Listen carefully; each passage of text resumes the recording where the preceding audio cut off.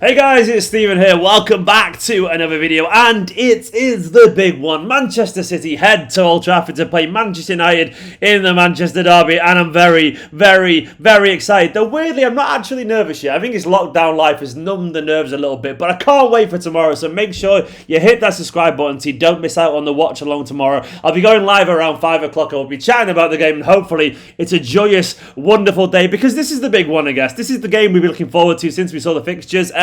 City play United, you know. I know it's not currently a top of the table clash, but it's the derby, and you've got to try and feel some emotion. You've got to get ahead in the bragging rights. You've got to find a way to wind up your mates who support United, wind up your family or your work colleagues. We need a victory so we can jump up the table, and most importantly, we can wind up United fans. That's what we really want from this game, and it's going to be very interesting. So today, I'm going to go through the team news, the lineup, the predictions, the opposition, and all the usual things, because this is the game. You know, it's a game that we're looking forward to. It's a game that we want to win, and it's a game that I feel like we could win. Genuinely, we could win, because I think on paper we are probably a better side than Manchester United. And it's going to be a very interesting derby. The first derby without fans, so it's going to be a weird situation. Obviously, football in general without fans is just not kind of right, and it's felt like different this.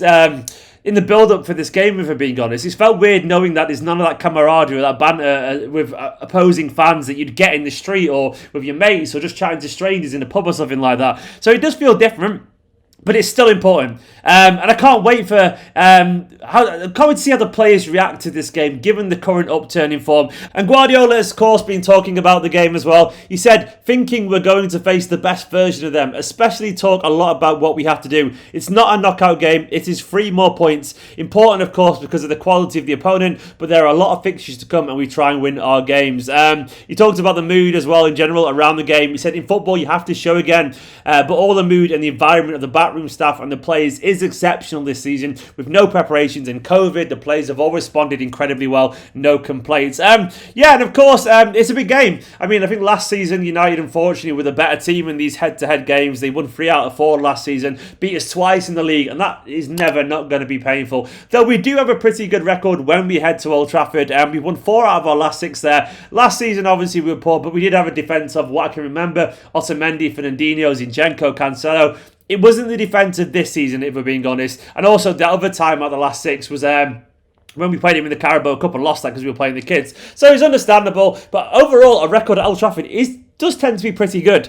In terms of the actual, the team news, Guardiola has confirmed that Eric Garcia is out for 2 to 3 weeks, which is met with an almighty...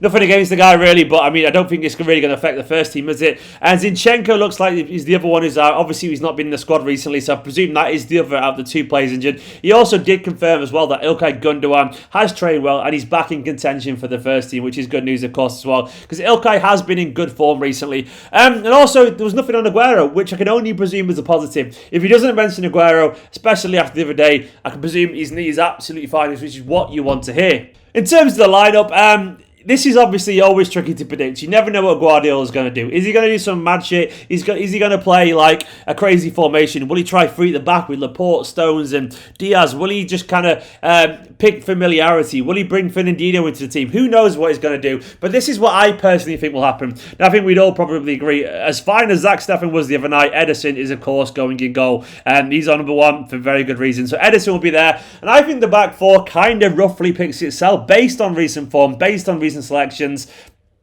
Now, I like Cancelo, but I think Kyle Walker is always going to start in a game of this magnitude against a team with attacking pace and the counter-attacking pace in particular of, of United with Martial, Greenwood, obviously Rashford as well. So Walker will be there. I think Stones has played his way into the team recently. Laporte was good the other day, but I can't see him starting ahead of Dias. I'm sorry, Dias and Stones, I think, whether you agree or not, whether I agree or not, it doesn't really matter. I still think Guardiola will choose Stones and Dias, which leaves the left-back position. It could be anyone there. You might decide to go for Nathan Ake's defensiveness. You might decide to play Cancelo, who's in great form at the start of the season in particular. But I think, personally, he'll go for Benjamin Mendy. He could start Laporte, by the way, at left-back. Laporte once played at left-back against Liverpool, remember? And he was very good there. So you could see that. We could see a stronger Manchester City defensively and go for experienced, tough tackling defenders. But I think it'll be Mendy. I think Mendy's natural width will be really useful going forward, and I think that's what Guardiola will decide as well. So I think it'll be Mendy there. Into midfield, to be honest, I think currently we're seeing the signs that Guardiola has a settled midfield. Whether we agree or not, once again, Rodri and Gundogan will obviously be at the base of this midfield. It could be Fernandinho, maybe Bernardo will get a game, but I think it's going to be Rodri and Gundogan, with KDB obviously the one ahead of them, the spark in our attack in that midfield. And Rodri and Gundogan have played pretty recently, played pretty well together recently, so I understand that. And there's a lot of criticism as well about that, and I'll get onto it in the prediction bit, but I've got some stats that back up that potential inclusion. So KDB is ahead of them. Going forward, Morris is definitely going to start, and I think he's deserved it as well. His form's been good recently, so Morris will start. Over on the left, obviously, I guess the toss-up is between, does Bernardo get a go further forward? Does Foden play? Does Ferran Torres play? Or will it be Raheem Sterling? I think Sterling's going to come back into the side. I know he's not always been great against Wan-Bissaka, but I think Sterling will come back into the side for this game because Guardiola will trust him in a big game. I'm not sure I would agree. I'd play Foden, but I think he will play Sterling.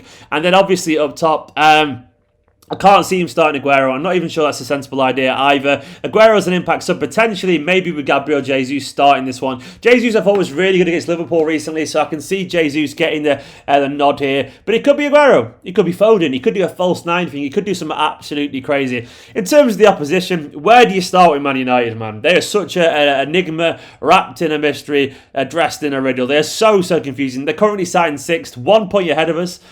Played 10 games as well, like we played 10 games. If they win, they're only 2 points off the top, having played the same amount of games. If we win, we're only 3 points off the top. In general, United are a very confusing team to play against. You just never know what you're going to get with United. And the one thing that does scare me is that usually, under Solskjaer, the moment they have a big setback, and of course the setback midweek was terrible for them in the Champions League, they usually put a performance together which confounds expectations, and then they pull out a big game, and it's usually against Manchester City. So I am a little bit nervous about this. I mean, we can't really underestimate how poor they were against Leipzig. I mean, to be honest, a couple of late goals really flattered them. They were losing 3-0 until an unlikely comeback was started, but they didn't complete it, thankfully for us, I guess. But they were condemned once again to Europa League football, which is poor for them, if we're being honest. They are Manchester United. I did that kind of meme on Twitter there. They're Manchester United. But they are a team that obviously will want to be in the Champions League, and it's a failing on their behalf, despite having quality players. Solskjaer is under an awful lot of criticism constantly, and it's probably warranted. Guardiola was asked about it, and this is what Guardiola said about managers under pressure. We know it. That's why we get a lot of salaries to keep these situations, and he's right. They get paid a lot so they can deal with it. And he went on to say, it's important to know the value of Solskjaer. There's no doubt about this. I don't have to give him support because he's strong enough and knows how his job works. And like you said at the beginning of when we win, we are genius, and when we lose, you have to be sacked.